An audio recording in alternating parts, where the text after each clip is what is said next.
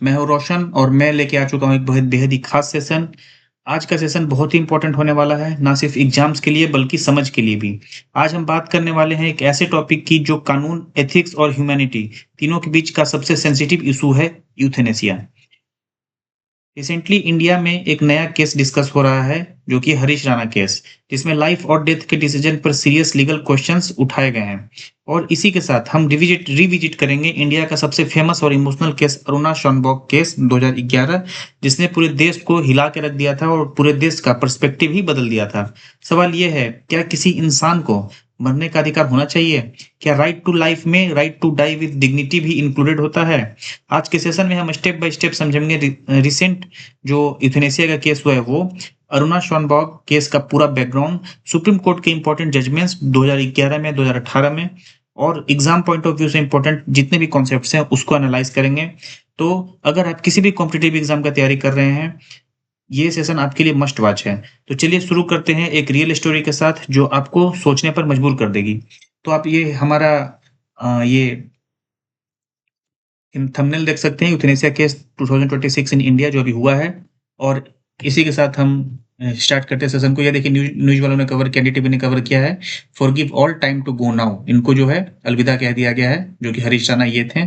तो इनको ठीक है, पैसिव यूथनेसिया के बारे में हम समझेंगे। ये देखो पैसिव यूथनेसिया, ठीक है, तो ये हम सब टर्म समझेंगे। बीबीसी ने कवर किया है कि इंडिया टॉप कोर्ट यानी supreme court allows removal of life support of man in vegetative state. जो भी इसको लाइफ सपोर्ट दिया जा रहा था, जो भी मशीन के सहारे, जो भी ट्यूब से इसका खाना पानी हो रहा था, उसको ये रिमूव करने के लिए सुप्रीम कोर्ट ने बोल दिया। तो सुप्रीम कोर्ट ऐसा क्यों बोलेगी? आप ये सोचते होंगे सर सुप्रीम कोर्ट ऐसा क्यों बोलेगी?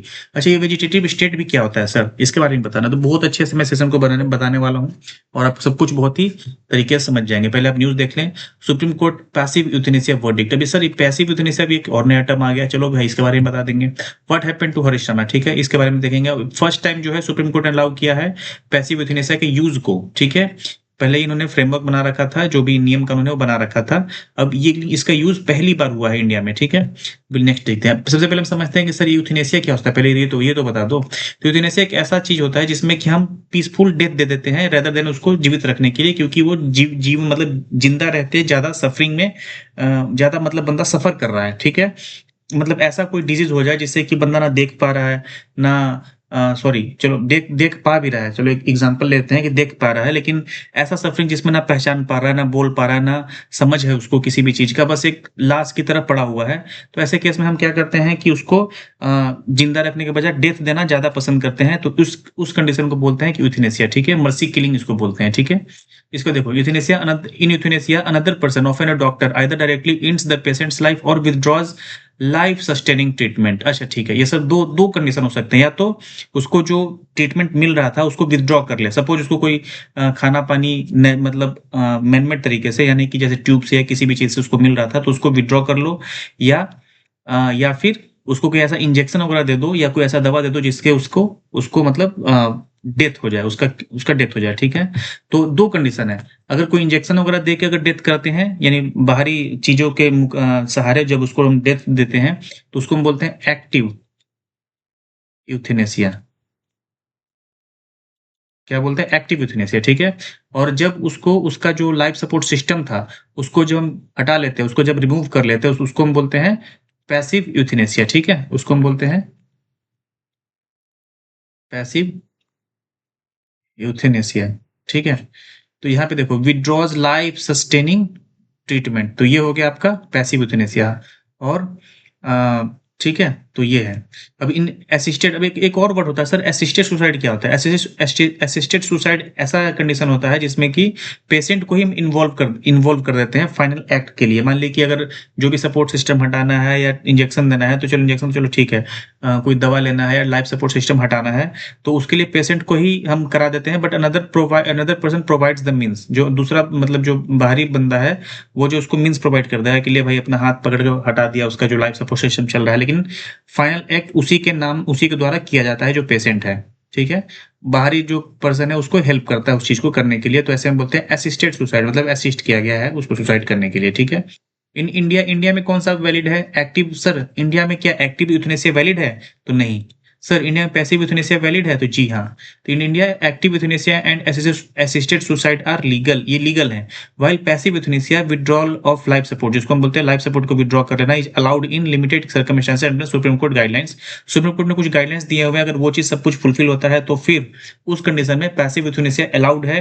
अदरवाइज ना तो असिस्टेड सुसाइड अलाउड है, ना एक्टिव यूथनेसिया अलाउड है। तो बहुत ही इंपॉर्टेंट क्वेश्चन एग्जाम में डायरेक्ट पूछ सकते हैं कि क्या इंडिया में एक्टिव यूथनेसिया अलाउड है। असर्शन रीजन वगैरह में भी क्वेश्चन ऐसे पूछ देते हैं, तो आप ध्यान रखना कि एक्टिव यूथनेसिया जो है अलाउड नहीं है। अच्छा सर, और कहाँ-कहाँ क्या चीजें अलाउड है? तो देखो यूथनेसिया या असिस्टेड सुसाइड कहाँ-कहाँ और अलाउड है, चाहे पैसिव हो चाहे एक्टिव हो, हम दोनों की बात कर रहे हैं ये, या फिर असिस्टेड सुसाइड, ये कहाँ-कहाँ है? देखो नीदरलैंड्स में है, बेल्जियम में अलाउड है, लग्जमबर्ग में अलाउड है, कनाडा में, स्पेन में, न्यूजीलैंड में, ठीक है, कोलंबिया में, इक्वाडोर में, ऑस्ट्रेलिया में। अच्छा सर यूएस में, यूएस के बारे में तो बड़ा सुनते हैं, देखो यूएस में भी है assisted suicide legal in several states, several states में है, ओरिगो में, ये वाशिंगटन में, वर्मोंट में, कैलिफोर्निया में, हवाई में, न्यू जर्सी में, इन सब जगह है। अब देख लेना ये, ठीक है लिस्ट। ऐसे पोर्टुगल में है, उरुग्वे में है। नेक्स्ट। अच्छा अब ये बताओ सर, ये एक कॉमा भी मैंने सुना था, ऐसा ही कोई कंडीशन। अच्छा ये वेजिटेटिव स्टेट क्या होता है, एमसीएस क्या होता है, ब्रेन डेथ क्या होता है? तो ये मैंने देखो क्विक कंपैरिजन टेबल लाया है। देखो ऐसा कंडीशन जिसमें कि आईज जो है वो क्लोज्ड है, जैसे कि आप देखते हो कॉमा में बहुत ही आप हो सकता है कोई ना कोई आप जान पहचान में या कहीं ना कहीं कोई दूर के रिश्तेदार या किसी भी चीज में हम देख लेते हैं एक आधा केस कॉमा का। इसमें क्या होता है कि आंखें बंद होती है, ठीक है। अच्छा वेजिटेटिव स्टेट में क्या होता है, जो कि हरीश राणा का केस जो भी हुआ था उसमें परसिस्टेंट वेजिटेटिव स्टेट था, उसके बारे में बताऊंगा परसिस्टेंट वेजिटेटिव स्टेट क्या होता है, ठीक है। पहला वेजिटेटिव स्टेट समझ लो, ऐसा स्टेट जिसमें कि आंखें खुली हों लेकिन अवेयरनेस नहीं है बिल्कुल भी, मतलब आंखें खुली देख रहा है बट उसको कोई भी अवेयरनेस नहीं है, ना किसी को पहचान पा रहा है, कुछ भी नहीं। स्लीप साइकिल यहाँ पे रहता है, चलो सो रहा है उठ रहा है, ठीक है। रिकवरी चांस यहाँ पे वेरी वेरी मतलब लो होता है वेजिटेटिव स्टेट में, ठीक है। वेजिटेटिव स्टेट में भी दो चीजें होती हैं, एक होता है, दो चीजें नहीं मतलब हाँ, एक होता है परसिस्टेंट वेजिटेटिव स्टेट, ठीक है, और एक होता है परमानेंट वेजिटेटिव स्टेट। ये आम तौर पे दोनों जो है ना परसिस्टेंट वेजिटेटिव स्टेट और परमानेंट वेजिटेटिव स्टेट, ये दोनों इंटरचेंजेबली भी यूज करते हैं लोग, लेकिन जनरली जो मेडिकल टर्म्स में जो है ये हम जनरली थोड़ा सा डिफरेंस कर लेते हैं, वैसे ये इंटरचेंजेबली भी लोग यूज कर लेते हैं।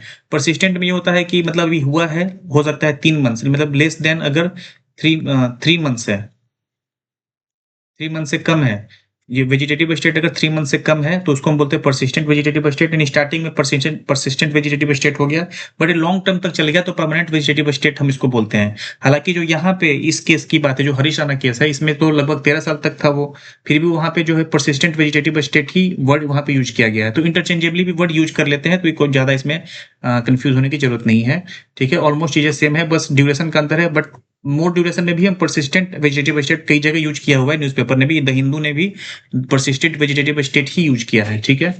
तो ये चीज आप ध्यान रखना। तो ये हो गया आपका कॉमा। कॉमा में क्या होता है, आईज क्लोज होता है। अच्छा अवेयरनेस नहीं होता है कॉमा में, क्योंकि आंखें बंद करके वो लगभग सोया ही रहता है, तो स्लीप साइकिल जो है वो क्या है यहाँ पे नहीं है, ठीक है। रिकवरी चांस यहाँ पे पॉसिबल होता है कॉमा में। वेजिटेटिव स्टेट में क्या है, आंखें जो है खुली होती हैं लेकिन अवेयरनेस बिल्कुल नहीं होता है। स्लीप साइकिल आंखें बंद हो जाती हैं, मतलब सो जाता है फिर खुल जाता है, वो उठ जाता है, ऐसे होता है चीजें, लेकिन रिकवरी चांस वेरी लो है, बहुत ही कम। एमसीएस यानी मिनिमल, इसको बोलते हैं हम मिनिमल कॉन्शियस स्टेट, ठीक है। इसमें क्या होता है, आंखें खुला होता है, अवेयरनेस पार्शियल मतलब थोड़ा थोड़ा अवेयरनेस इसको पता चलता है, पहचान पाता है लोगों को, ठीक है। स्लीप साइकिल यहाँ पे होता है, यहाँ पे रिकवरी चांस यहाँ भी पॉसिबल है, ठीक है। यहाँ पे वेरी लो या इम्पॉसिबल भी होता है, इम्पॉसिबल। जो परमानेंट वेजिटेटिव स्टेट होता है, इस ए आने के बाद लगभग इम्पॉसिबल ही कह देते हैं, क्लोज टू इम्पॉसिबल है, बहुत ही rarest of the rare chance है कि आप दोबारा जो है इसमें वेजिटेटिव स्टेट से दोबारा जो है बंदा उठ पाए, ठीक है, मतलब रिकवर कर पाए। ब्रेन डेथ एक होता है, इसमें क्या होता है, कोई भी रिस्पॉन्स ही नहीं है, ना आंख का कोई रिस्पॉन्स है, कुछ भी नहीं है, अवेयरनेस भी नहीं है, स्लीप साइकिल भी नहीं है, रिकवरी चांस तो है ही नहीं, नन है, ठीक है। तो ये ब्रेन डेथ, ये बिल्कुल सबसे लास्ट स्टेज होता है, ठीक है। अगर वेजिटेटिव स्टेट में बंदा है, मतलब कोई भी इंसान जो है वो है, अगर उसको बहुत लंबे टाइम तक वेजिटेटिव स्टेट में रहते रहते रहते जब थोड़ा सा अगर चीजें मतलब और खराब होती है, जब उम्र बढ़ जाती है, तो होते होते ब्रेन डेथ में कन्वर्ट हो जाता है, ठीक है। अब हम चलते हैं नेक्स्ट। उसके बाद ये देखो, अच्छा सर ये सब चीजें तो ठीक है, लेकिन ये जो यूथनेसिया का केस वगैरह है, ये कहाँ कहाँ से कैसे कैसे आया, ये चीजें बताओ जरा। ठीक है, तो ये चीजें बता दो। सबसे पहले देखो, एक बहुत ही इंटरेस्टिंग और बहुत ही खास केस है जो कि आप लोगों को सोचने पे मजबूर कर देगा, मतलब किसी की तो किस्मत इतनी अच्छी होती है और किसी की किस्मत कैसी हो सकती है, ये बड़ा इंपॉर्टेंट है। 2011 में जो है अरुणा शानबॉग केस हुआ था, ठीक है। First major euthanasia case India का यही था, ठीक है, अरुणा शानबॉग केस। इसमें क्या हुआ था कि अब जो सबसे पहले इसने 42 साल तक, जो अरुणा शानबॉग थी ये एक नर्स हुआ करती थी, ये 42 साल तक वेजिटेटिव स्टेट में रही थी। तो ये ऑलमोस्ट मतलब परमानेंट वेजिटेटिव स्टेट ही हो गया, 42 साल तक है तो, ठीक है। तो इस केस में जब सुप्रीम कोर्ट में, सॉरी, जब कोर्ट में जब अर्जी लगाया गया था, तो कोर्ट ने इसका पैसिव यूथनेसिया जो है यहीं पे फर्स्ट टाइम लीगल बेसिस इसका एस्टेब्लिश किया गया था और अलाउ किया गया था, लेकिन 2011 में अलाउ किया गया था, बट इसका हुआ नहीं था। ये 2015 में न्यूमोनिया होने के कारण ये चल बसी थी, ठीक है। तो ये जो है पैसिव यूथनेसिया से इनका डेथ नहीं किया गया था, ये खुद के नेचुरल डेथ इनका हुआ था, 2015 में हुआ था, ठीक है। लेकिन केस 2011 का है, बहुत ही इंपॉर्टेंट केस है। इस केस के बाद जो है सबसे पहला बार लीगल बेस एस्टेब्लिश हुआ था, मतलब इसको लीगली वैलिड माना गया था, किसको, पैसिव यूथनेसिया को, ठीक है। और यहाँ पे स्ट्रिक्ट गाइडलाइन जो है सेट किए गए थे। तो अब समझते हैं कि सर ये अरुणा शानबॉग केस है क्या, जरा इसके बारे में तो बताओ। इसका स्टोरी बहुत ही दर्दनाक और बहुत ही मतलब मैं क्या बताऊँ, आप देखना, सुन, आप पढ़ लेना, ठीक है, खुद ही। मैं आपको अभी पढ़ाने वाला हूँ अरुणा शानबॉग का पूरा केस, तो ये देख लेना, ठीक है। ये इंडियन नर्स थी जो कि central petition court of euthanasia के बारे में इनका था 1973 में, while working as a junior nurse in King Edward Memorial hospital Parel, Mumbai में काम करती थी, कैसे, जूनियर नर्स के तौर पे।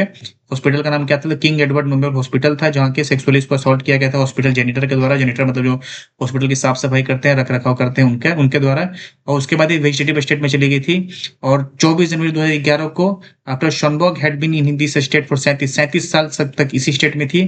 फिर सुप्रीम कोर्ट ऑफ इंडिया ने रिस्पॉन्ड, जो इनके लिए यूथनेसिया के लिए जो प्ली आया था, उसको जो है पिंकी वीरानी ने एक प्ली लगाया था इसके लिए, यूथनेसिया के लिए, इनको यूथनेसिया देके इनको लाइफ को एंड किया जाए, क्योंकि 37 साल तक वेजिटेटिव स्टेट में ना देख पा रहे हैं, जिंदा लाश की तरह ही है, ठीक है। तो कोर्ट ने इसको रिजेक्ट कर दिया था पिटीशन को, देखो, तो court rejected the petition on 7 March 2011। However in its landmark opinion it allowed passive euthanasia in India, ठीक है। फिर इंडिया में पैसिव यूथनेसिया को अलाउ कर दिया गया था, ठीक है। अब हम देखते हैं, लेकिन ये निमोनिया के द्वारा ये 18 मई 2015 को after being a persistent vegetative state for nearly 42 year, तो यहाँ भी परसिस्टेंट वर्ड ही यूज किया गया है, तो परसिस्टेंट ही आप जानना, ठीक है। परमानेंट वैसे बहुत ही रेयरेस्ट ऑफ द रेयर, मतलब कमी जगह यूज होता है, ठीक है। तो 18 मई 2015 को फिर इनका जो है निमोनिया का इनका डेथ हो गया था, नेचुरल डेथ, ठीक है। अब हम समझते हैं इनका पूरा का पूरा स्टोरी क्या था। तो एक बार देखो, बड़ा ही खतरनाक स्टोरी इनका, ये देखो। और ना केईएम अस्पताल के कार्डियोवैस्कुलर थेरेसिक सेंटर में कार्यरत थी। वहीं एक प्रयोगशाला में सोहन लाल वाल्मीकि नाम का सफाई कर्मचारी, जो कि जमादार का काम करता था, और उन्होंने उसे चोरी और काम में लापरवाही के लिए 2 बार रिपोर्ट किया था और तीसरी बार रिपोर्ट करने की चेतावनी दी थी। सोहनलाल ने बाद में दावा किया कि उनके और अरुणा के बीच संबंध अच्छे नहीं थे, मतलब हमेशा लड़ाई झगड़ा वाला संबंध था, और वह उसे अतिरिक्त काम देती थी तथा जाति सूचक शब्दों का प्रयोग करती थी। हमला 27 नवंबर 1973 को हुआ था। 27 नवंबर 1973 को 25 वर्षीय, वो उस टाइम पे कितने साल की थी, 25 साल की थी, अरुणा शानबाग पर केईएम अस्पताल के बेसमेंट में हमला हुआ, जब वो अपनी ड्यूटी के बाद कपड़े बदल रही थी। सोहनलाल वाल्मीकि ने उन पर हमला किया, उन्हें कुत्ते की जंजीर से गला घोंटा और यौन उत्पीड़न किया। हमले का परिणाम यह हुआ कि अगले दिन सुबह 7:45 बजे एक नर्स ने उन्हें बेहोशी की हालत में पाया। उनके गले में जंजीर थी और आसपास खून फैला हुआ था। और कई रिपोर्ट ये भी बताता है कि वो स्टूल पे, मतलब जब वो पाई गई थी, जो उनका मतलब जिस अवस्था में सुबह में पाई गई थी 7:45 में, वो स्टूल पे पाई गई थी, ठीक है। ये भी कई उसमें है, रिपोर्ट में, ठीक है। तो ऑक्सीजन की कमी के कारण उनके मस्तिष्क में को गंभीर क्षति हुई, जिससे ब्रेन स्टेट को चोट पहुंचा, गर्दन की रीढ़ की हड्डी में चोट पहुंचा, और कॉर्टिकल ब्लाइंडनेस एक होता है, जो कि आंखें देख सकती है लेकिन दिमाग समझ नहीं पाता था, उस स्टेट में चली गई थी। तो डॉक्टरों ने उन्हें, मतलब ये जो गला घोटा था ना, उसके कारण क्या, एस्फिक्सिया हम बोलते हैं, जिसमें कि ब्रेन में ऑक्सीजन नहीं पहुंचता, जिसके कारण जो है वो ब्रेन में, मतलब ब्रेन सेंस जो है काम नहीं करते हैं, ठीक है। तो डॉक्टरों ने उन्हें फिर चेक वेक किया, उसके बाद परसिस्टेंट वेजिटेटिव स्टेट में घोषित किया, जिसमें सुधार की कोई संभावना नहीं थी, ठीक है। अब देखते हैं इसके आगे, ठीक है। तो उसके बाद ये हुआ कि नर्सों का फिर आंदोलन हुआ। इस घटना के बाद भारत में पहली बार नर्सों ने हड़ताल की। उन्होंने अरुणा को न्याय दिलाने के लिए मांग किया और नर्सों की सुरक्षा और बेहतर कामकाजी स्थिति की मांग की। कानूनी लापरवाही, अब देखो, सोहनलाल वाल्मीकि को पुणे से गिरफ्तार किया गया, बाद में वो भाग गया था, फिर उसको पुणे से गिरफ्तार किया गया उस पर आईपीसी की धाराओं में 307 यानी हत्या का प्रयास और 397 डकैती, क्योंकि उसके जब वो वहां पे बॉडी मिली थी उनकी, मतलब बॉडी के अंदर डेथ तो नहीं हुआ था, जिस अवस्था में बॉडी उनकी मिली थी उस टाइम पे उनके झुमके उमके नहीं थे, तो उसके लिए एक डकैती का उनपे आरोप लगाया गया और 307 यानी हत्या का प्रयास का आरोप लगाया गया। उसे 7 साल की सजा दी गई, लेकिन बलात्कार का आरोप नहीं लगाया गया। ठीक है, ये इंपॉर्टेंट है। उसका अब देखो, बलात्कार, भी ध्यान से देखना, बलात्कार का आरोप क्यों नहीं लगाया गया, इसके पीछे कई कारण थे। पुलिस रिकॉर्ड और एफआईआर में बलात्कार का उल्लेख नहीं किया गया। अस्पताल प्रशासन के मामले को दबाने की कोशिश की गई। उस समय आईपीसी की धारा 375 में केवल यौन यानी वेजाइनल संबंध को ही बलात्कार माना जाता था, जबकि यह मामला सोडोमी था, नाल था। ठीक है, तो अब देखो, आप समझ चुके होंगे यहाँ पे यौन उत्पीड़न हुआ था, तो ये सोडोमी के थ्रू यौन उत्पीड़न किया गया था। तो आप बाद में आप ये सर्च भी कर लेना, बाकी आगे आपको पता चल जाएगा। ये देखो, ये वर्ड यहाँ पे है सोडोमी। ठीक है, तो इसका उपयोग किया गया था, जिसके कारण इनको बलात्कार का आरोप ही नहीं लगाया गया, क्योंकि उस टाइम पे जो रेप का डेफिनेशन था उसमें सिर्फ वजाइनल इंटरकोर्स को ही रेप माना जाता था। ठीक है, तो अब हम चलते हैं नेक्स्ट। अब देखो, अब क्या है सर, फिर अब क्या है रेप का स्थिति, मतलब इन रेप के लॉ में क्या, अभी कानून में तो 1973 में तो जब उसका वो केस हुआ था, उसका वर्सेस 2013 में देख लो क्या है, अभी का क्या है। 2013 वाला अभी भी लागू होता है। ठीक है, रिलीवेंट आईपीसी सेक्शन देखो, 375 तब भी था, अभी भी है। पनिशमेंट सेक्शन ये है, सेक्शन 376 के तहत पनिशमेंट दिया जाता है, इसका भी 376 के तहत पनिशमेंट लिखा हुआ है। डेफिनेशन ऑफ रेप क्या है, तो ओनली पेनाइल वेजाइनल इंटरकोर्स, उस टाइम पे 1973 में सिर्फ पेनाइल वेजाइनल इंटरकोर्स को ही रेप में कंसीडर किया जाता था, उसके अलावा जैसे कि उसमें सोडोमाइजेशन में नहीं किया जाता था। ठीक है, और इसमें क्या है, नॉन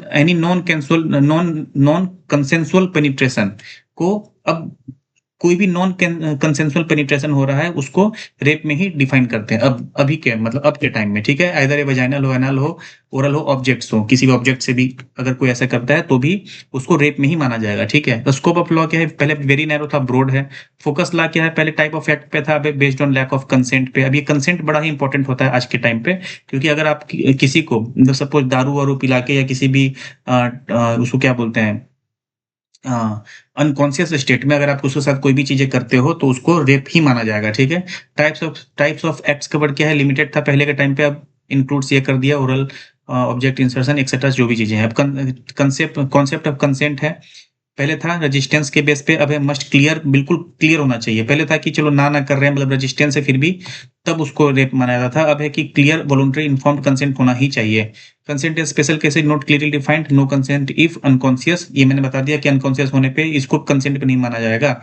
ठीक है, अगर अनकॉन्शियस हो गया, यानी कि कोई अगर दारू वारू पिला के भी अगर नशे में कोई भी चीज अगर कुछ कर देता है, तो उस टाइम पे उसको कंसेंट नहीं माना जाएगा, इवन वो हाँ भी बोली हो तो भी। ठीक है, नो कंसेंट। ठीक है, if unconscious, intoxicated, under fear या फोर्स, या फियर में या फोर्स डरा धमका के भी कोई अगर कुछ किया जाए तो भी ये उसको कंसेंट में नहीं माना जाएगा।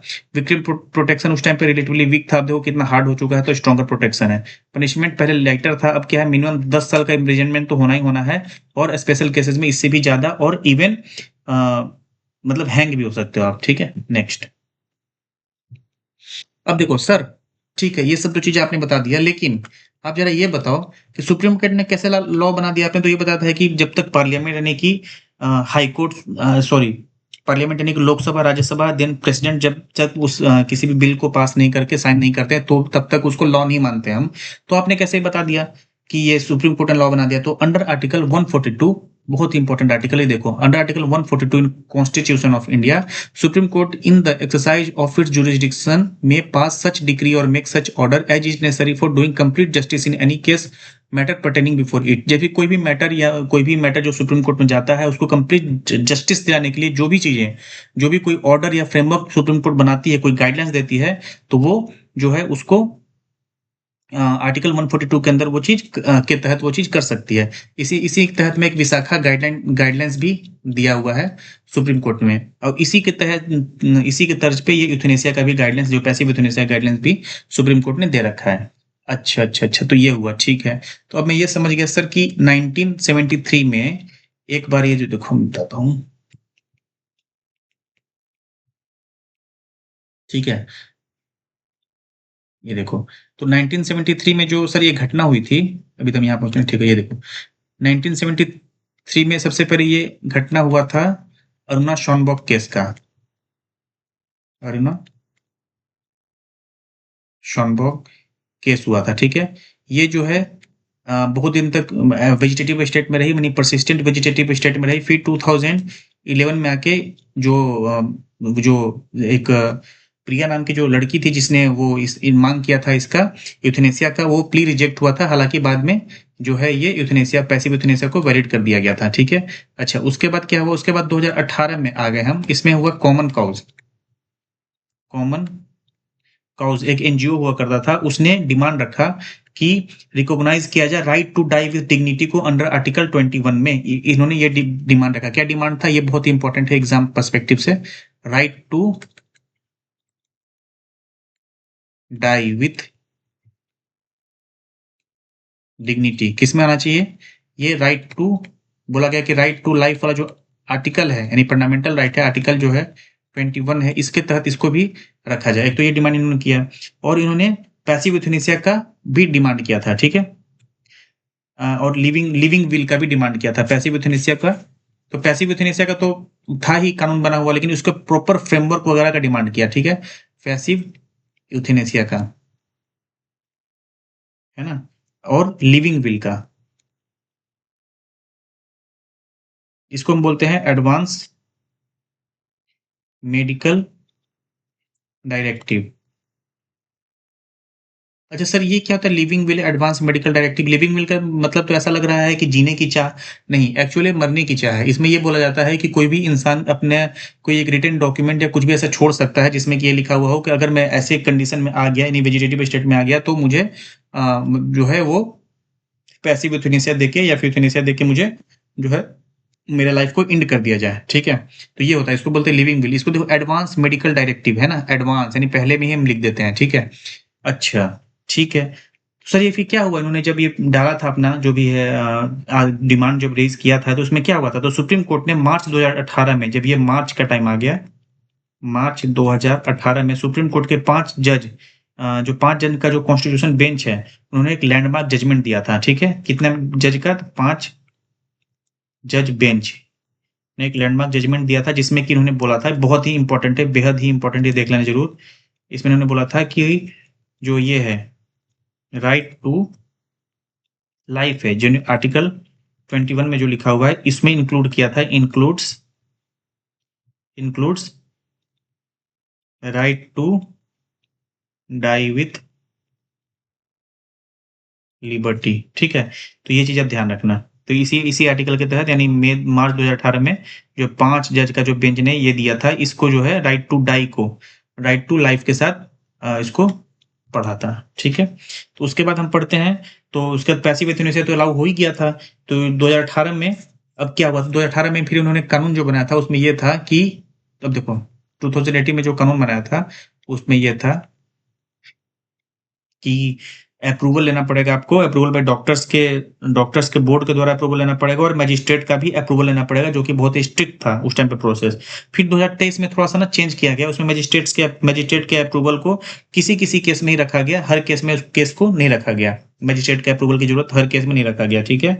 तो अभी सर, ठीक है, तो अभी ये तो बता दो सर कि कौन से में क्या है? अभी अभी जो है, अभी किसी को अगर पैसिव यूथनेसिया कराना हो तो उस केस में हम कैसे कराएंगे?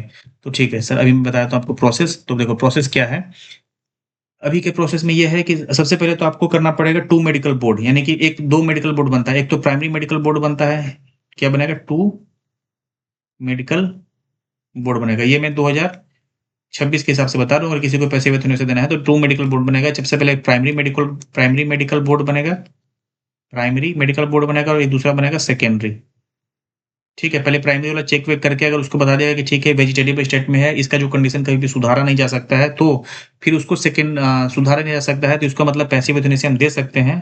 तो उसको सेकेंडरी जो बोर्ड है उसको रिव्यू करेगा, मतलब पार्शियल चेकिंग किया गया है नहीं किया गया, सब कुछ चेक वेक करके, कोई बायसनेस तो नहीं है, सब चेक करके अगर इसने सेकेंडरी मेडिकल बोर्ड ने भी ओके कर दिया, देन ये जाता है कंसेंट के लिए, कंसेंट। फिर कंसेंट में ये देखा जाए कि पहले से कोई रिटन डॉक्यूमेंट वगैरह है, यानी एडवांस मेडिकल डायरेक्टिव है पहले से लिखा हुआ, या लिविंग विल लिखा हुआ है पहले से। अगर ये लिखा हुआ है किसी भी डॉक्यूमेंट में कि मेरा जो लाइफ एंड कर दिया जाए, अगर मैं ऐसे स्टेट में आ चुका हूँ या आ चुकी हूँ, तो अगर आ जाऊंगी या आ जाऊंगा, तो उस केस में फिर इसको कंसेंट को ओके माना जाता है। अदरवाइज अदरवाइज क्या होता है सर? तो अदरवाइज तो एक तो या तो हम पेशेंट से कंसेंट ले सकते हैं, अगर पेशेंट कंसेंट देने की अवस्था में नहीं है तो फिर हम फैमिली से, जो कि ऑब्वियसली मतलब 99% केस में नहीं है, देन हम फैमिली से कंसेंट लेते हैं, ठीक है? तो फैमिली भी कंसेंट दे सकता है इस टाइम पे। या फिर हाँ, और फिर तीसरा है मजिस्ट्रेट से, लेकिन मजिस्ट्रेट का अब जो है मैंडेटरी हर केस में नहीं रह गया है। उसके बाद क्या होता है, जब ये आपने टू मेडिकल बोर्ड से करा लिया, पहले तो प्राइमरी सेकेंडरी बोर्ड ने दे दिया, फिर हमने कंसेंट ले लिया। कंसेंट लेने के बाद अब थर्ड जो प्रोसीजर फिर डॉक्यूमेंटेशन होता है। ठीक है, डॉक्यूमेंटेशन के बाद इसको जो है वो पैसिव यूथनेसिया के लिए अलाउ कर दिया जाता है, ठीक है?